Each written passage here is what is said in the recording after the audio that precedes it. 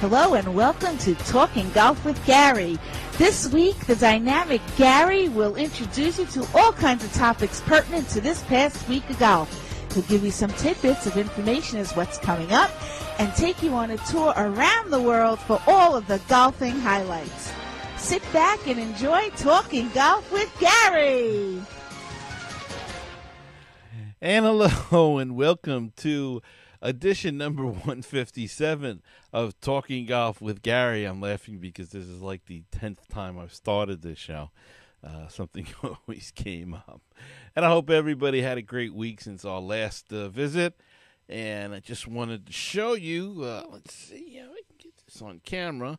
This is my copy that arrived today of the Big Miss from Hank Haney. Hank Haney, of course, was Tiger Woods' golf coach through some of his most productive years. And they had a bit of a falling out, and this is a tell-all book as Haney recalls his years of coaching the Tiger. And it is not a flattering. I haven't read the whole thing. Glanced through it, read some of the comments that have leaked out to the press. But I will be reading it, and hopefully by next week I'll be able to give you a big review. If you like, I believe the book is coming out, I believe it's this week sometime. As we record this on the 26th of March. In fact, it says here on the press release that it will be available to the public tomorrow, the 27th. So if you want to pick up your copy, it might be good reading, especially for you non-Tiger fans. I'm sure you'll enjoy it. But for us Tiger fans, it gives you some insight that maybe is not the most flattering. However, you know, it may be a very good book, well written and that sort of thing. So we'll check it out and see. And, of course, Tiger was the big news yesterday as he managed to win his first tournament in quite some time. But really, that news was kind of overshadowed by the news that Arnold Palmer was hospitalized Sunday afternoon because of high blood pressure from new medication he was taking, and he missed the trophy presentation at the tournament where, of course, Tiger Woods won for the first time in 30 months on the PGA Tour. Palmer was being kept overnight as a precaution at a local hospital. His spokesman said that Palmer had been advised to monitor his blood pressure throughout the day because of some issues with new medicine he was taking. About 15 minutes before the tournament showed at one of the tests showed an increase in his blood pressure, and they thought it safe to take him for observation to a nearby hospital. Sam Saunders, Palmer's son, tweeted that for all of those people that were concerned that he will be fine and good to go, and thanked everyone for their nice comments and, of course, their concern. And his Palmer's absence was noticeable as one of the big thrills of winning the Arnold Palmer Invitational is to have the King standing behind the 18th green waiting to congratulate the winner. Woods won the event for the 7th time, and this time without being able to share a handshake and a hug with Palmer. And that'll lead us right into our recap of the week's action as Tiger Woods turned a precarious one-stroke lead entering Sunday's final round at the Arnold Palmer Invitational into a 5-stroke whooping for his first PGA Tour win since the BMW Championship in September of 2009. Now, that victory came 2 months before a minor car accident at his home, only miles from this Bay Hill course, which turned into one of the biggest sports scandals in history. There was a clear turning point in the final round, and it came very early, and it was a great moment of concern to Tiger on the second green. Woods mishit a 28-foot lag putt and left himself a tricky 5-footer.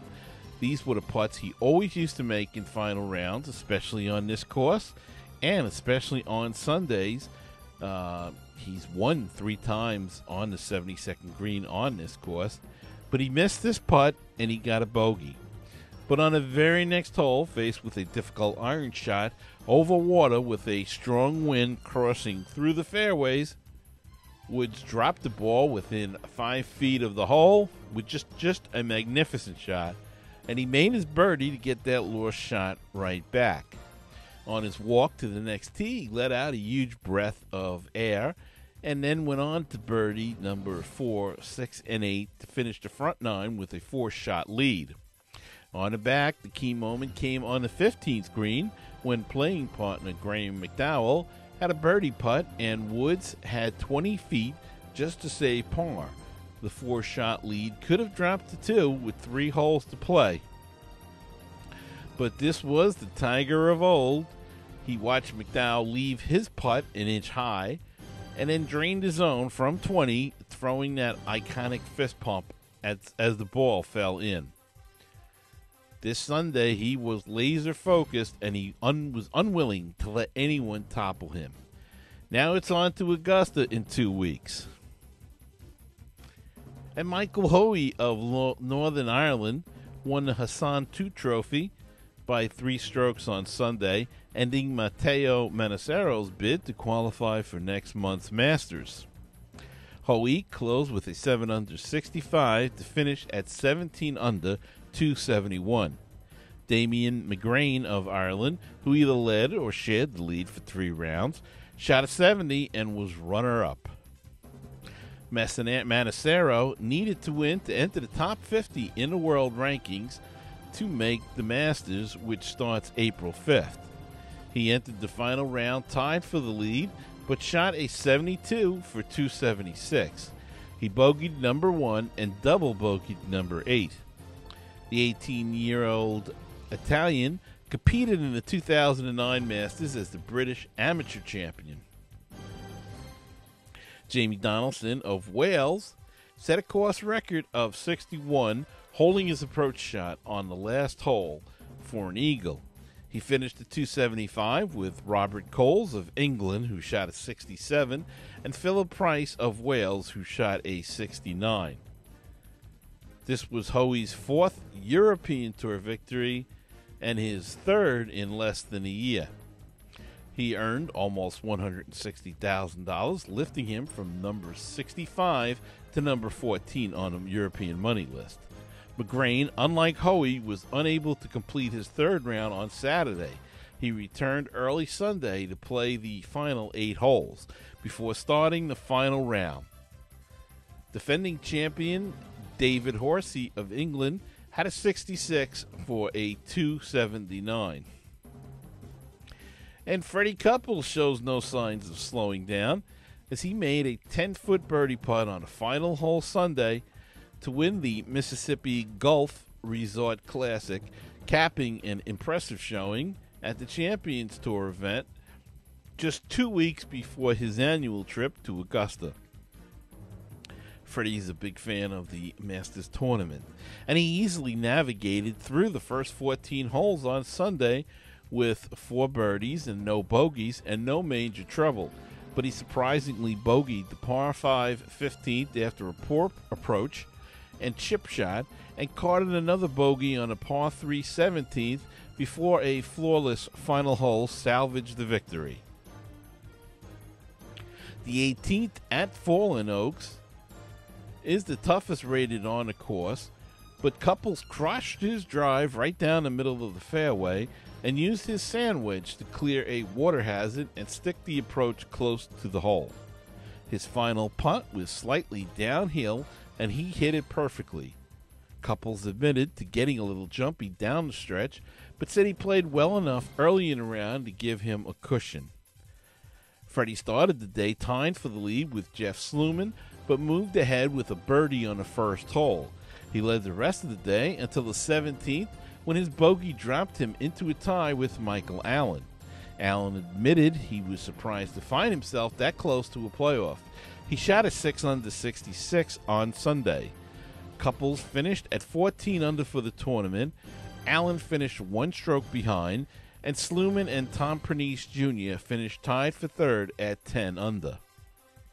And Yani Tseng continues her amazing run as she won the Kia Classic on Sunday for her second straight LPGA Tour title and third in 5 events this year, closing with a 2 under 70 for a 6-stroke victory.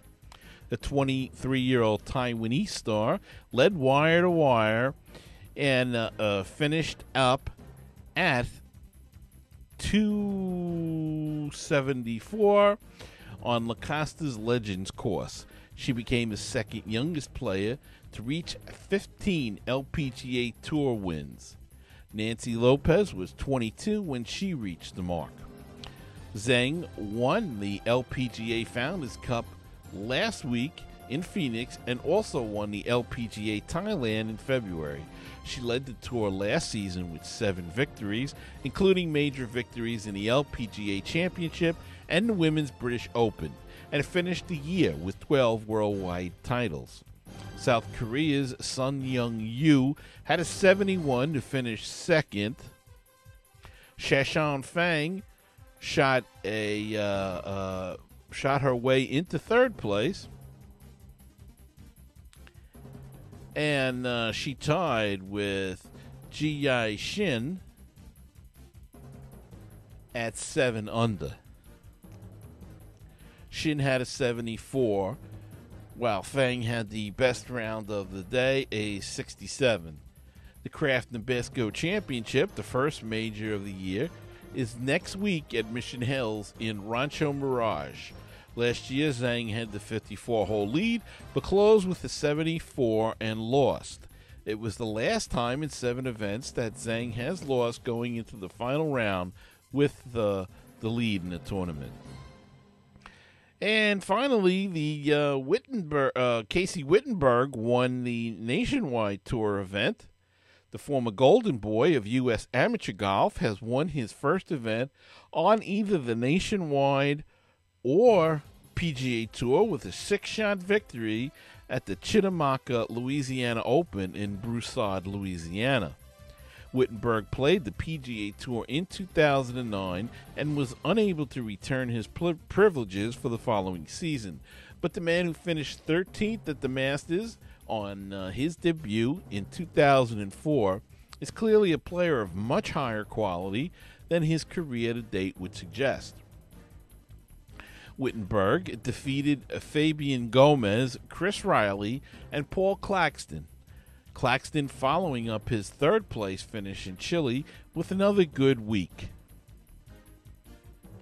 Matthew Goggin, playing this event while awaiting a PGA Tour start, was the best of the Australasians when he finished 44th. Peter Lennard was 57th, and Andre Stoltz 62nd, the only others to make the cut. And I think we're going to take a break right there, and we'll get back with other news right after these messages. For all the listeners of Talking Golf with Gary, Audible is offering a free audiobook download with a free 14-day trial to give you a chance to check out their service. Over 75,000 titles to choose from in many different categories, including science fiction, mysteries, biographies, sports, computers, you name it, they have it. To download your free audiobook today, go to audiblepodcast.com/Talking Golf with Gary. Again, that's audiblepodcast.com/Talking Golf with Gary for your free audiobook today.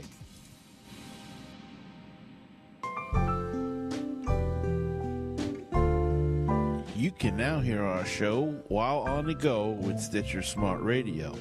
On-demand news, talk, and more on your mobile phone. The latest episode is always available for you. No syncing needed and no memory or storage wasted. Available for your iPhone, Android phone, WebOS phone, or your BlackBerry. Downloading is easy. Go to Stitcher.com or check out your app store. Stitcher, smart radio, the smarter way to listen to radio.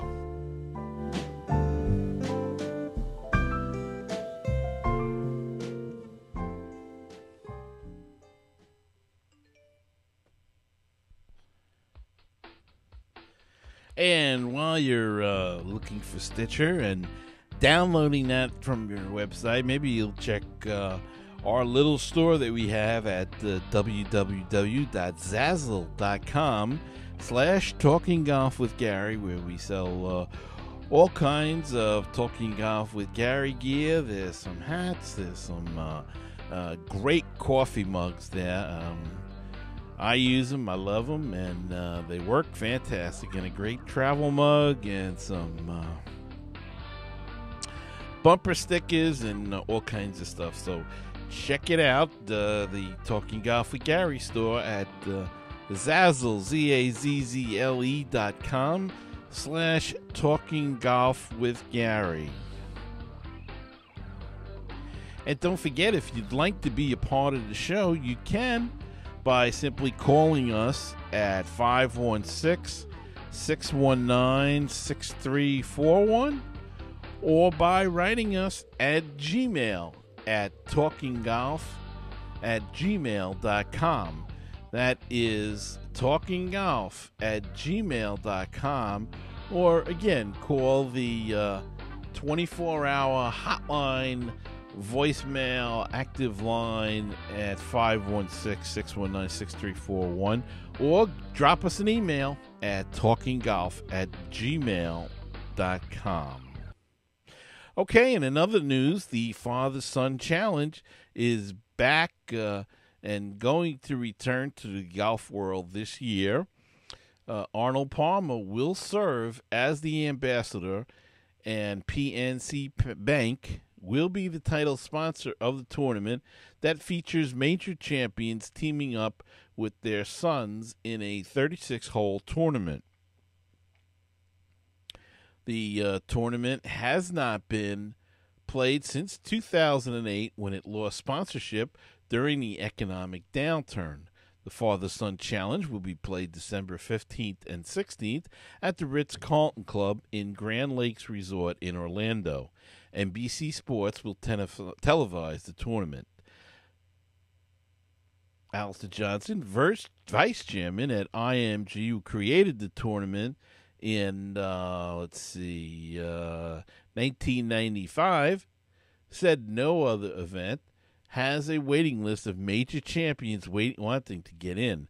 The field is limited to 18 players. Past champions include Jack Nicklaus, Larry Nelson, and Raymond Floyd, won multiple times with different sons.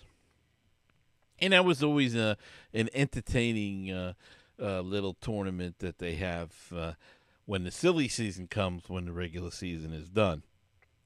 PGA Tour Commissioner Tim Finchem, saying it was time to get better, announced last Tuesday that sweeping changes will end nearly 50 years of Q School as a way to get the golf's biggest tour. The policy board on Tuesday approved two significant components to the overhaul. The PGA Tour season will start in October, and a developmental nationwide tour will be the primary path to get a PGA Tour card. Cards would be awarded at a 3-tournament series, blending a nationwide tour and PGA Tour players. The board approved the concept, which has been talked about for several months. What remains are the details. By starting the official season in October, shortly after the FedEx Cup season ends, it allows the tour to give more value to the tournaments now part of the fall series. If they are not treated like other tournaments, odds are they would not renew their sponsorship, which would eliminate some $25 million in prize money. Starting the season in October means that Q School can no longer be an avenue to the PGA Tour. Instead, Q School will award cards for only the nationwide tour. After the FedEx Cup regular season ends in August 2013, the tour will take the top 75 players from the Nationwide Tour money list, along with the players who finished number 126 through 200 on the PGA Tour money list, and have them play 3 tournaments. The top 50 will receive PGA Tour cards for the following season. So a new twist and an old tradition comes to an end, as Q School will no longer be the way to get on tour, and we'll see how this will all shake itself out in the years to come. Not sure I'm crazy about the idea, but they want to try something new, and we'll see how it works out. And TaylorMade announced it had reached an agreement to acquire all of the outstanding shares of Adams Golf for a $10.80 per share in cash, or roughly $70 million. According to a statement from TaylorMade, it will maintain Adams' headquarters in Plano, Texas.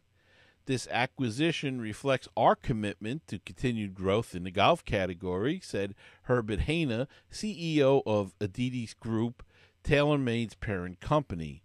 The proposed combination of Adams Golf and TaylorMade-Adidas Golf brings together 2 highly complementary sets of brands, combining Adams's focus on game improvement, as well as senior and women golfers, with TaylorMade Adidas's golf focus on the younger and low to mid handicap golfer. The acquisition by TaylorMade caps a whirlwind few weeks for Adams, which posted sales of $96.5 million in 2011. CEO Chip Brewer left Adams for Callaway Golf on February 28th, with company founder Barney Adams taking over as interim CEO. In addition to the stated benefit of adding a brand focused on game improvement clubs, TaylorMade also acquires some intriguing intellectual property in the area of slots and club heads and Yes Golf's C-Groove technology. Further, Adams has often won hybrid count on the PGA Tour in recent years, something that did not sit well with TaylorMade. Now the 2 hybrid leaders are part of the same company. The Adidas Group plans to finance the acquisition with cash on hand or through existing credit lines, and the transaction is subject to standard closing conditions and regulatory approval by Adams Golf shareholders. These are expected to be mere formalities, and the transaction is expected to close in mid-2012. And Eduardo Molinari is planning to have surgery on his injured left wrist later this year. Molinari said after finishing with a share of 11th place in the Andalusian Open on last Sunday that he has had the injury for 4 years. The Italian Ryder Cup player said he originally had tendonitis in the wrist and learned from doctors after returning home from the European Tour's recent Middle East swing that he has cartilage that needs to be removed. Molinari had 2 cortisone shots and played with his wrist taped in Spain. He hopes to keep playing and have the operation around September. And Japanese star Ryo Ishikawa has decided to take special temporary membership on the PGA Tour, which allows him to accept as many sponsor exemptions as he wants for the rest of the 2012 season. The 20-year-old was runner-up in the Puerto Rico Open 2 weeks ago.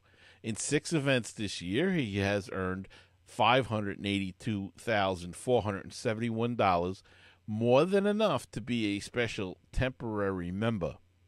Non-members can play no more than 12 times on the PGA Tour. The next goal for Ishikawa is to make as much as the player who ends the year at number 125 on the money list. That would allow him to become a full member next year. And with that, that's going to wrap up the news section of our program of the week. And now we're going to move on to birthdays. Happy birthday.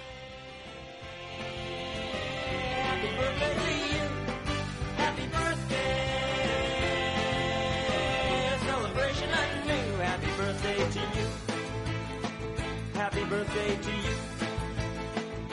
Happy birthday to you. Happy birthday to you. And on the birthdays, we have Kirk Triplett turns 50 years old on March 29th. And happy birthday to Kirk. And he'll be eligible now for the Champions Tour. He'll be able to play on the 50 and over tour. And a 50 and over player who's already on the tour, and he's still looking for his first win. But one of the nicest guys on the tour is Joey Sindelar, and he will turn 54 on March 30th. So happy birthday to Joey. And finally, on March 31st is Miller Barber, the legend of the PGA Tour, turns 81 years young on March 31st. So congratulations to Miller Barber, and a happy birthday. And a happy birthday to everybody on that list, and many more, as we will move on to the calendar. Now it's time to do the calendar. Now it's time to do the calendar. Oh, hooray, let's sing the calendar. Now it's time to do the calendar. And on the calendar, we have the PGA Tour next week. We'll have the Shell Houston Open, where Phil Mickelson will be defending his crown. And the LPGA Tour, as we stated earlier, will have their first major of the season, the Kraft Nabisco Championship. And Stacey Lewis was last year's champion there. And the European Tour goes to Sicily for the Sicilian Open, where Rafael Jacqueline is defending that title. And that's the calendar for this week, and that's really going to wrap it up for this week's show. A long show tonight. Lots of stuff to report on, and don't forget you can catch the show at tgwgweekly.podomatic.com if there's any issues there, because we have come close to filling up our free broadband for the week. You can get the show, of course, on Stitcher Radio as well as on TuneIn. iTunes carries the show. And we also have a video version at talkinggolf.blogspot.com. As well as, actually, we have that on another site. I don't have it written down on the new site, but I'll get that to you. And you can also view it at YouTube under DUFFERSPORTS, and on Vimeo also under DUFFERSPORTS. And again, appreciate if you'd visit the online store at www.zazzle.com/talkinggolfwithgary and pick up some nice Talking Golf with Gary gear. It really helps the show out. And you can send your questions or comments or anything you'd like to talkinggolf@gmail.com.